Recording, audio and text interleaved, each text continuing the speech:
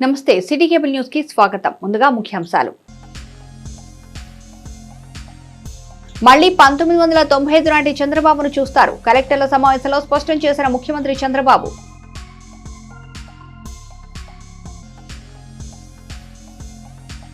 ఇసుక విషయంలో అవినీతి జరిగితే ఉపేక్షించేది లేదన్న ముఖ్యమంత్రి. టీడీపీ వాళ్లైనా సరే అవినీతికి పాల్పడితే ఉపేక్షించొద్దని అధికారులకు ఆదేశం.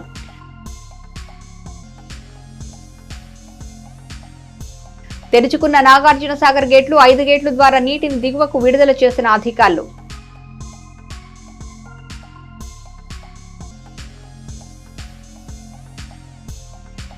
నరసరావుపేటలో ఘనంగా జరిగిన సిపిఐ సర్వసభ్యుల సమావేశం. వందలాదిగా తరలి వెళ్లిన చిలకలూరిపేట సిపిఐ శ్రేణులు.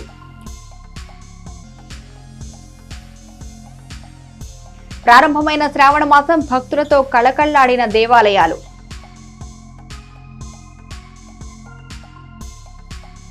గత ముఖ్యమంత్రి మొదటి కలెక్టర్స్ మీటింగ్ లోనే విధ్వంసం చేస్తున్నా అని చెప్పి ఆ మీటింగ్ నుంచే విధ్వంసం మొదలు పెట్టాడని ముఖ్యమంత్రి నారా చంద్రబాబు నాయుడు అన్నారు. సోమవారం సచివాలయంలో నిర్వహించిన జిల్లా కలెక్టర్ల సమావేశంలో పాల్గొన్న ఆయన అధికారులకు దిశానిర్దేశం చేశారు. ఈ సందర్భంగా చంద్రబాబు మాట్లాడుతూ గత ప్రభుత్వంలో చరిత్రలో ఎప్పుడూ లేని విధంగా అధికారులను కూడా బ్లాక్మెయిల్ చేసే పరిస్థితి చూశామన్నారు. చరిత్రలో చేతకాని పాలనలు, అవినీతి పాలనలు చూశాం, కానీ మొదటిసారి ఒక విధ్వంసం చేసే పాలనను గత ప్రభుత్వంలో చూశామన్నారు. అదేవిధంగా గతంలో జరిగిన అన్ని తప్పులను సరిచేయాలంటే అధికారులు వేగం అందుకోవాలని పిలుపునిచ్చారు. ప్రజలు తమను ఎన్నుకున్నారని అధికారులతో సమర్థవంతంగా పనులు చేయించుకోవాల్సిన బాధ్యత తమపై ఉందన్నారు. ఈ నేపథ్యంలోనే మళ్లీ 1995 చంద్రబాబును చూస్తారని అన్నారు. త్వరలో ఆకస్మిక తనిఖీలకు వస్తానని, అంగన్వాడీలు, స్కూళ్లు, డ్రైనేజీలు పరిశీలిస్తానని చెప్పారు. గతంలో అధికారులే హైదరాబాద్ నగరాన్ని అన్ని విధాలుగా అభివృద్ధి చేశారని కలెక్టర్ల సదస్సులో సీఎం వివరించారు. ఈ సమావేశానికి ఉప ముఖ్యమంత్రి పవన్ కళ్యాణ్ తో పాటు మంత్రులు కూడా హాజరయ్యారు. 5 ఏళ్లకు మునుపు ఒక కాన్ఫరెన్స్ పెట్టారు. కొంతమందికి ఉండే ఆఫీసర్లకి, సీనియర్ ఆఫీసర్లకి అందరికీ జ్ఞాపకం ఉంటుంది. అదే ప్రజావేదికలో కలెక్టర్స్ కాన్ఫరెన్స్ పెట్టి ఆనాటి ముఖ్యమంత్రి ఈ కాన్ఫరెన్స్ అవుతానే ఈ బిల్డింగ్ కూలగొడతామని అనౌన్స్ చేసి విధ్వంసానికి శ్రీకారం చుట్టాడు. అక్కడ నుంచి 5 ఏళ్ళు అన్ని రంగాల్లో ఒక రంగం అని మిగలలేదు. నేను 4వసారి ముఖ్యమంత్రి అయిన తర్వాత ఫస్ట్ టైం నేను ముఖ్యమంత్రి అయ్యాను. ఇబ్బందులున్నాయి, ఆర్థిక ఇబ్బందులున్నాయి, కానీ ఆఫీసర్లో మొరేల్ చాలా హైగా ఉంది. అప్పుడు ఆ రోజు జరిగింది కాస్తో కూస్తో ఇన్ఎఫిషియన్సీ, లేకపోతే కొంత కరప్షన్. ఇప్పుడు అట్లా కాకుండా విధ్వంసం, పనిచేసే ఆఫీసర్లందరినీ పక్కన పెట్టడం, ఆఫీసర్లు కూడా బ్లాక్మెయిల్ చేయడం, ఒకటి కాదు అన్నీ కలిసి ఈరోజు ఈ స్టేజ్కి నేను ఎప్పుడూ చూడనంత ఒకటి బ్రాండ్ ఏపీ దెబ్బతినింది. ఆఫీసర్ల యొక్క మనోభావాల్ని దెబ్బతీశారు. ఢిల్లీకి పోతే ఒకప్పుడు Andhra bureaucracy one of the best bureaucracy, మీరు గుర్తుపెట్టుకోవాలి. ఇక్కడి నుంచి పోయిన ఐఏఎస్ ఆఫీసర్స్ సక్సెసివ్ 3-4 ఐటీ సెక్రటరీలు అయ్యారు కంటిన్యూగా. ఇక్కడ నుంచి పోయినటువంటి ఫైనాన్స్ సెక్రటరీస్ ఆర్బీఐ గవర్నర్లు అయ్యారు. ఇక్కడి నుంచి పోయిన వాళ్ళు కేంద్రంలో కీలక బాధ్యతలు వహించారు.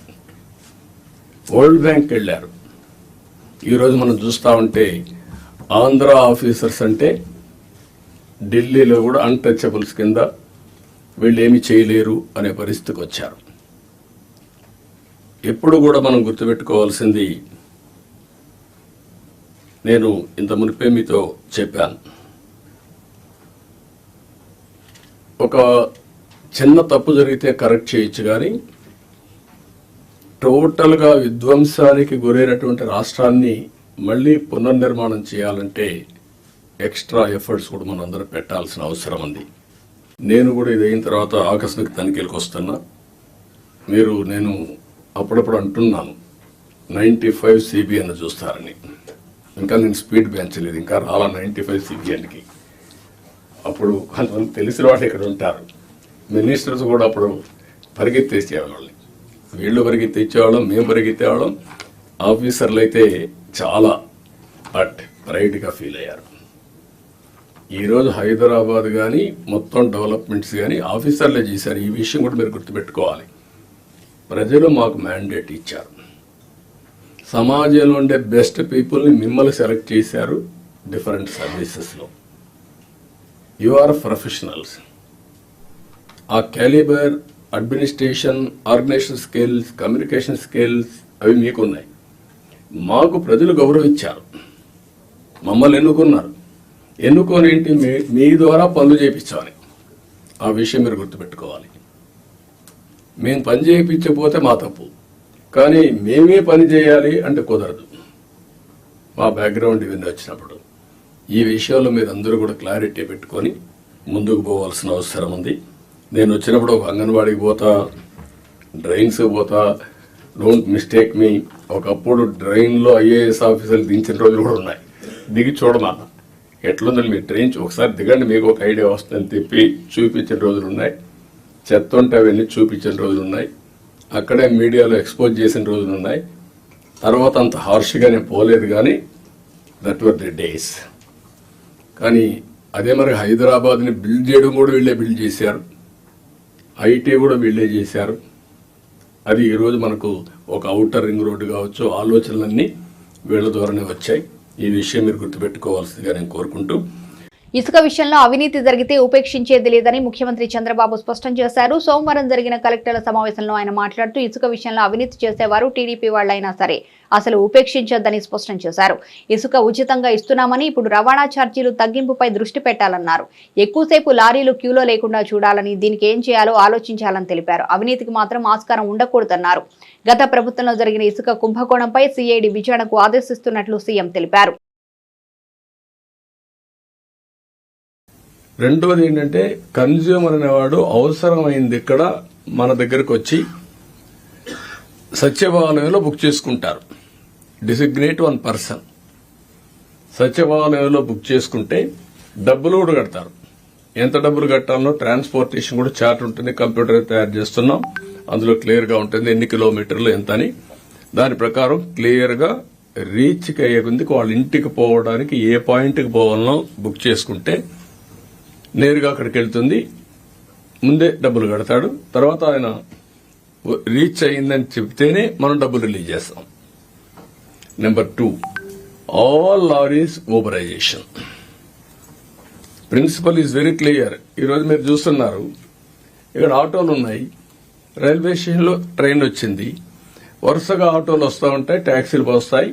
ఫస్ట్ కమ్ ఫస్ట్ సర్వ్, ఎక్కడికి పోవాలనో అకార్డింగ్ టు డిస్టెన్స్ రేట్లన్నీ డిసైడ్ అయిపోతాయి. పే చేస్తారు, వెళ్ళిపోతున్నారు. Same I want to bring those who are interested lorries. I'm requesting the harassment లేకుండా విన్ విన్ సిచ్యువేషన్ ఉండాలి. మీరు ప్రభుత్వానికి చెడ్డ పేరు తేవద్దండి. మమ్మల్ని ఇబ్బందులో పెట్టి మీరు ఇబ్బందుల్లో పడద్దండి. మీరు ఊబరైజేషన్ చేసుకోండి, పేర్లన్నీ రిజిస్టర్ చేసుకోండి. దెన్ మనం మెసేజ్ పెడతాం. హాఫ్ అన్ అవర్ ముందే రమ్మంటాం, నేరుగా వస్తారు. శాండ్ ఉంది, నేరుగా లోడ్ చేస్తాం, ఎక్కడ పోవాలని చెప్తాం, వెళ్తారు. వాళ్ళు కూడా ముందే అవన్నీ కూడా ఆప్షన్స్ అన్ని బుక్ చేసుకుందాం. వాళ్ళకు పలానా దగ్గర నేను పోనంటే ఆయన చాయిస్, పోయే వాళ్ళకి మనం ఇస్తాం. ఏది కూడా స్టాండర్డైజేషన్ చేస్తాం. రేట్లన్నీ స్టాండర్డైజేషన్ ప్రకారం ఎవరైతే విల్లింగ్ ఉంటారో అవన్నీ ట్రాన్స్పరెంట్ గా పెట్టేస్తాం. ఇవన్నీ బుక్ చేసిన తర్వాత, ఒకటి ఊబరైజేషన్ ఆఫ్ ట్రాన్స్పోర్ట్. అవసరమైతే ఆ వ్యక్తి రావాలంటే పలానా రోజు మీకు దొరుకుతుందంటే వచ్చి ఆయన వెహికల్ అయినా పోవచ్చు, లేకుంటే లారీలో కూర్చొని ఇంటికి తీసుకుపోవచ్చు. We don't have any objection. Check చేసుకోమనండి. ఎక్కడైతే బిగినింగ్ పాయింట్ ఉందో, ఒక లారీ తీసుకున్నాడు 10 tons, నేను వస్తానంటాడు, రండి బస్ లారీలెక్కి వెళ్ళిపోతాడు. లేదంటే ఆయన ఓన్ వెహికల్ ఉంటే వెళ్తాడు. బట్ ఎట్టి పరిస్థితుల్లో దీన్ని మాత్రం ఈ 3 component exclamation number 1, booking at సచివాలయం నెంబర్ 2, నెంబర్ 3 ఏదైతే లారీస్ ఊబరైజేషన్, ఈ 3 కంప్యూటరైజ్ చేస్తాం. Will keep before you. You have to act very firmly. Nobody should touch. ఇది ఏదైతే పేదవాళ్ళకు ఉపయోగపడి మనం ఇప్పుడు రోటీ, కపడా, మకాన్ అంటాం. ఆహారం, దుస్తులు, ఇల్లు, ఇది ఇంటికి కావాల్సిన ఇసుక. అది కాకుండా it is the right of the common man. Nature లో వచ్చిన ఇసుకని కొంతమంది ఇష్టానుసారంగా చేయడం చాలా దుర్మార్గం. కృష్ణా నదిపై ఉన్న నాగార్జున సాగర్ గేట్లు తెరుచుకున్నాయి. శ్రీశైలం నుంచి 4.40 లక్షల క్యూసెక్కుల ప్రవాహం ఉండడంతో జలాశయం నిండుకుండను తలపిస్తోంది. దీంతో అధికారులు 5 గేట్లు ఎత్తి నీటిని దిగువకు విడుదల చేస్తున్నారు. 5 క్రస్ట్ గేట్స్ ద్వారా ప్రాజెక్టు అధికారులు దిగువకు నీటిని విడుదల చేస్తున్నారు. మొదటిగా 13వ గేట్ ద్వారా నీటిని ప్రాజెక్టు అధికారులు విడుదల చేసి అనంతరం 12, 14, 11, 16 గేట్ల ద్వారా నీటిని విడుదల చేస్తున్నారు. ఇక నాగార్జున సాగర్ పూర్తి స్థాయి నీటి మట్టం 590 అడుగులు కాగా ప్రస్తుతం 582 అడుగులుగా ఉంది.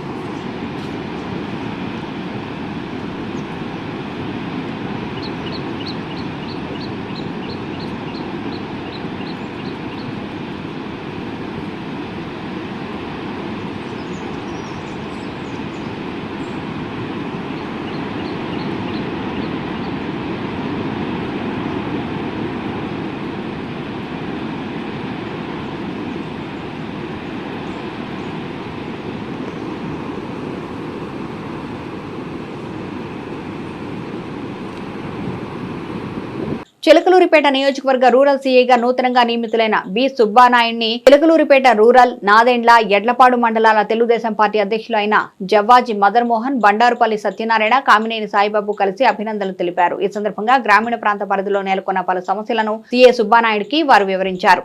రూరల్ పరిధిలో శాంతి భద్రతలకు సంబంధించిన ఎటువంటి సమస్యలు లేకుండా చూడాలని కోరారు. అలానే నియోజకవర్గ పరిధిలో ఉన్న పలు సమస్యలు వివరించి వాటిని తక్షణమే పరిష్కరించే విధంగా చర్యలు తీసుకోవాలని తెలియజేశారు.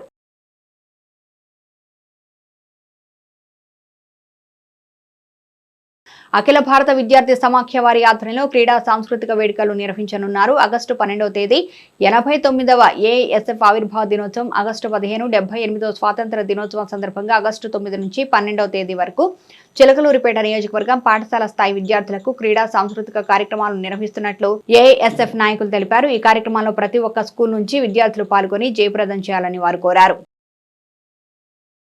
సోమవారం నుంచి శ్రావణ మాసం ప్రారంభమైంది. ఈ శ్రావణ మాసంలో ఒక్కో రోజు ఒక్కో దేవతను పూజిస్తారు భక్తులు. సోమవారం పరమేశ్వరుడు, మంగళవారం గౌరీవ్రత, బుధవారం విఠలేశ్వరుడు, గురువారం గురుదేవుడు, శుక్రవారం లక్ష్మీదేవి, శనివారం శనీశ్వరుడు, వెంకటేశ్వరుడికి పూజలు చేస్తారు. ఇక పౌర్ణమికి ముందు వచ్చే 2వ శుక్రవారం వరలక్ష్మి వ్రతాన్ని జరుపుతారు. వీటితో పాటు సత్యనారాయణ స్వామి, మంగళగౌరి వ్రతాలు చేస్తే మంచి ఫలితాలు కలుగుతాయని శాస్త్రం చెప్తోంది. వివిధ ప్రభుత్వ శాఖలో ఉన్న సమస్యలను అధిగమించి ప్రగతి సాధించాలన్న పల్నాడు జిల్లా కలెక్టర్ పి అరుణ్ బాబు సూచనల మేరకు సోమవారం జిల్లా కేంద్రమైన నరసరావుపేట కలెక్టర్ కార్యాలయంలో ప్రజా సమస్యల పరిష్కార వేదిక కార్యక్రమం నిర్వహించారు. ఈ సందర్భంగా ప్రజల నుంచి అర్జీలను డిఆర్ఓ, డిఆర్డీఏ, పీడీ, వివిధ శాఖల జిల్లా అధికారులు స్వీకరించారు. వాటిని అధికారులు సంబంధిత అధికారులకు పంపించి వెంటనే పరిష్కరించాలని ఆదేశించారు.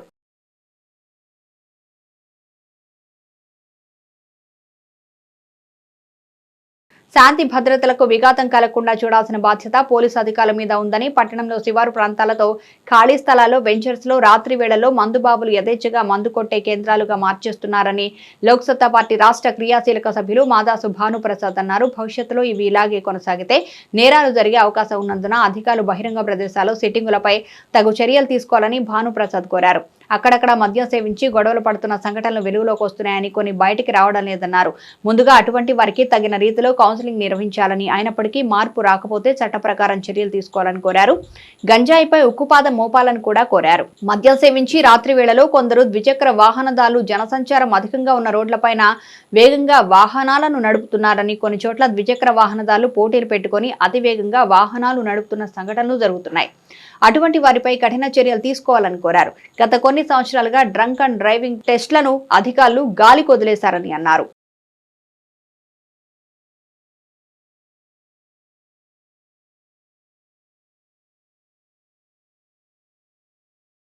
కాలంలో చిలకలూరిపేట పట్టణం పరిసర ప్రాంతాల్లో ఉన్నటువంటి శివారు ప్రాంతాలన్నీ కూడా మందుబాబులకి రిక్రియేషన్ ప్రాంతాలుగా మారిపోయినాయి.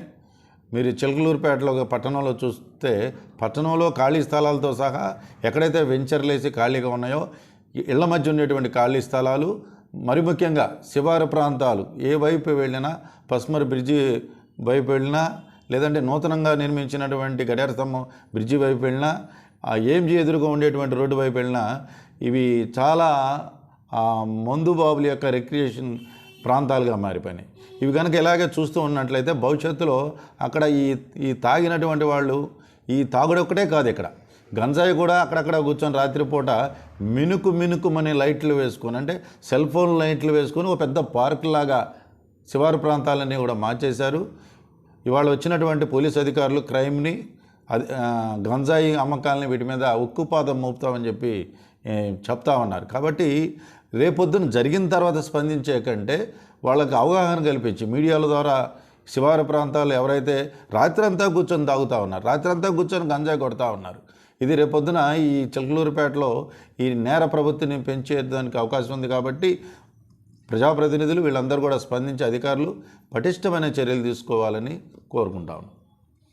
జిల్లా కేంద్రమైన నర్సరావుపేటలో సోమవారం జరిగే భారతీయ కమ్యూనిస్టు పార్టీ సిపిఐ సర్వసభ్యుల సమావేశానికి స్థానిక పార్టీ నాయకులు తరలి వెళ్లారు. ఎన్ఆర్టీ సెంటర్లోని పార్టీ కార్యాలయం వద్ద నుంచి నాయకులు, కార్యకర్తలు జీపుల్లో ద్విచక్ర వాహనాలపై వెళ్లారు. ఈ సందర్భంగా పార్టీ ఇన్ఛార్జ్ కార్యదర్శి సుబ్బాయమ్మ, ఏఐటీయూసీ అధ్యక్షులు పేలూరు రామారావు మాట్లాడుతూ కేంద్ర రాష్ట్ర ప్రభుత్వాలు అనుసరిస్తున్న ప్రజా వ్యతిరేక విధానాలను ఈ సమావేశంలో చర్చించినట్లు తెలిపారు. ఈ కార్యక్రమంలో భగత్ సింగ్ తో పాటు తాళ్లూరు బాబురావు, మహిళలు తదితరులు ఉన్నారు.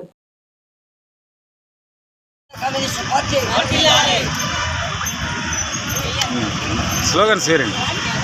వర్ధిల్లాలి భారత కమ్యూనిస్టు పార్టీ, వర్ధిల్లాలి భారత కమ్యూనిస్టు పార్టీ.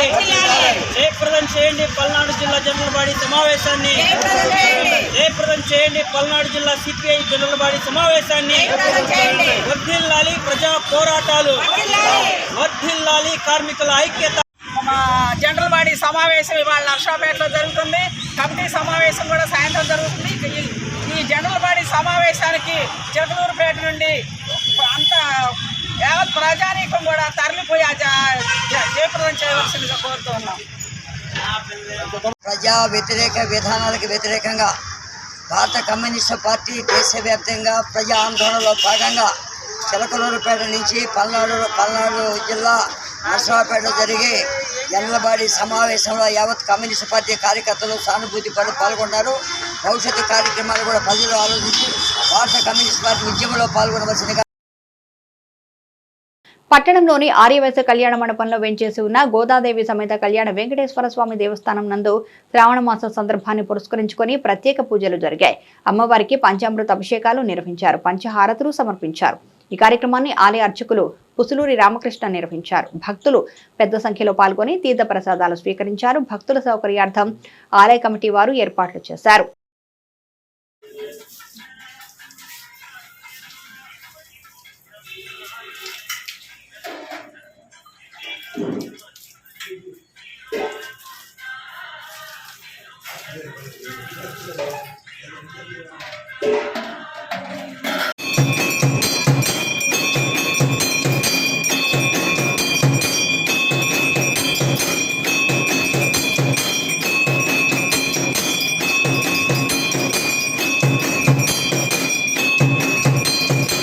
నటుడు, గాయకుడు, ఈలాపాట కళాకారుడుగా రాష్ట్రీయంగా, జాతీయంగానే కాకుండా అంతర్జాతీయ స్థాయిలో అనేక అవార్డులు, రివార్డులు గెలుచుకున్నారు ఏఆర్ లయ. వీరి స్వస్థలం బ్రాహ్మణ కోడూరు. ప్రైవేటు పాఠశాలలో పనిచేస్తూ ఒంగోలులో చాలా కాలం ఉన్నారు. ఇటీవల వారి ఆరోగ్యం దెబ్బతినడంతో వారి కుమారుడు స్థానికంగా ఉన్న ఓ ప్రైవేటు కంపెనీలో పనిచేయడం కారణంగా ప్రస్తుతం చిలకలూరిపేట మండలం పసుమర్రులోని బ్రహ్మంగారి గుడి సెంటర్లో ఓ చిన్న అద్దె ఇంట్లో నివాసం ఉంటున్నారు. ఎందరో స్థానిక కళాకారులకు ఆదర్శనీయుడైన లయ గురించి, వారు కళామతల్లికి చేసిన సేవ గురించి ఆయన మాటల్లోనే విందాం.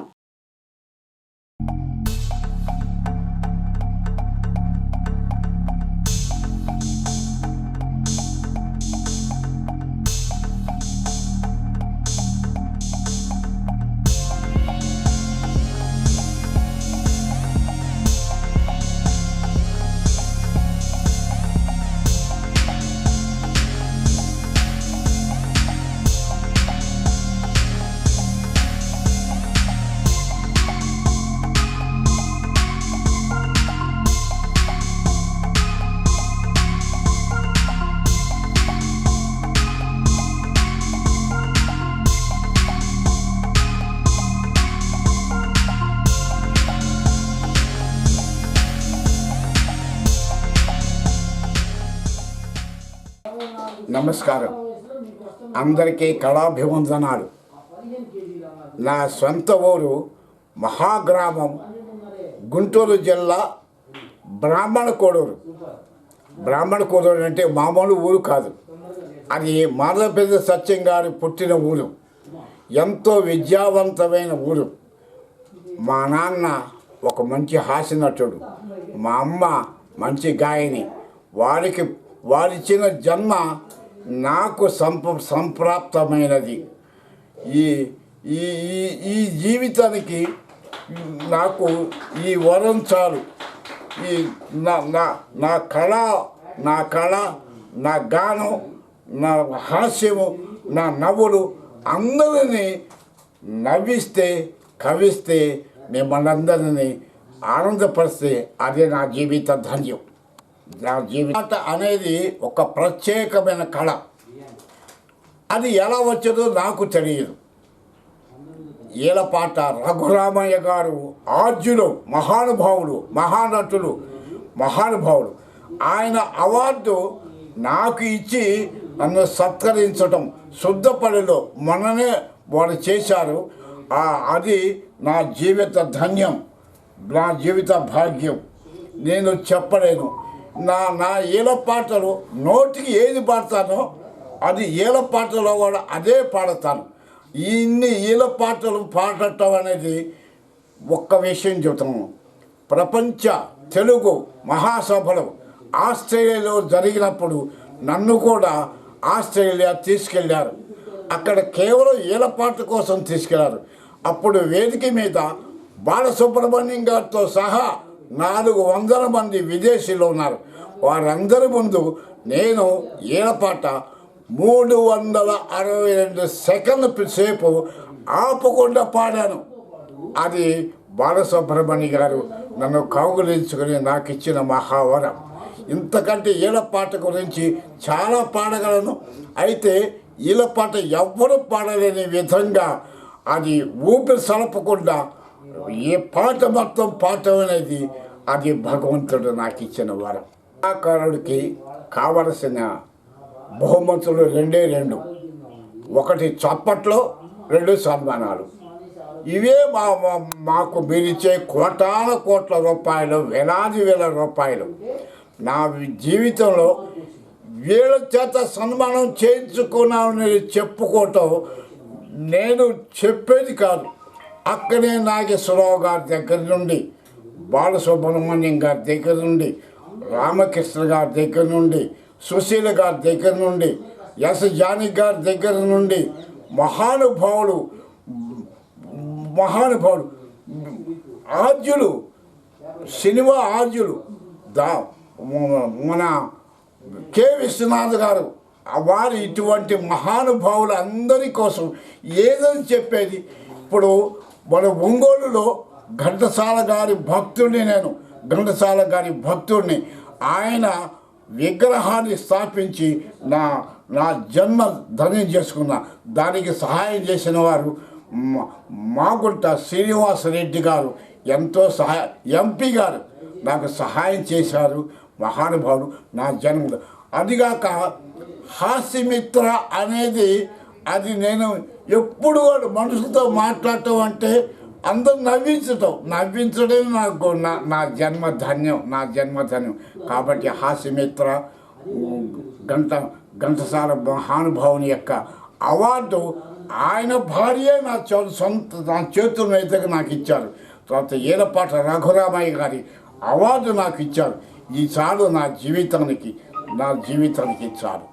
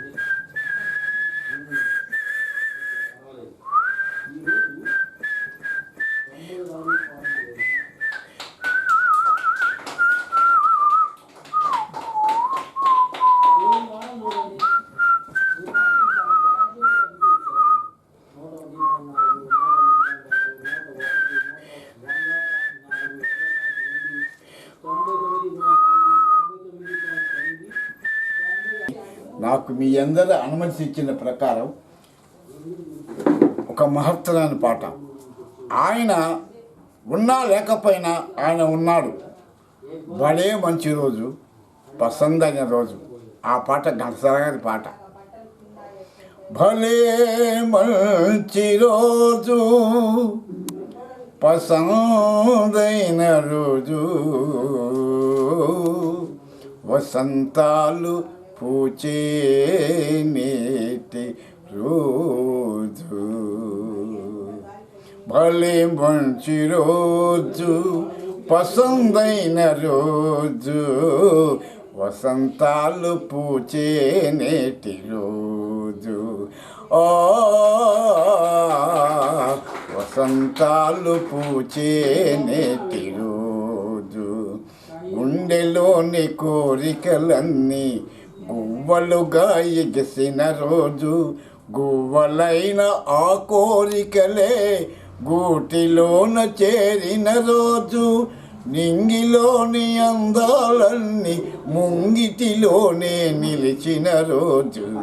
భలే మంచి రోజు, పసందైన రోజు, వసంతాలు పూచే నేటి రోజు. చందమామ చాలా విఘ్నులు, వ్యాఖ్యాత చాలా నాకు మంచి సహాయం చేశారు. ఇందులో నా నా నా కళా దృష్టిని అన్నిటినీ బయట పెట్టింది దార్ల బుజ్జి.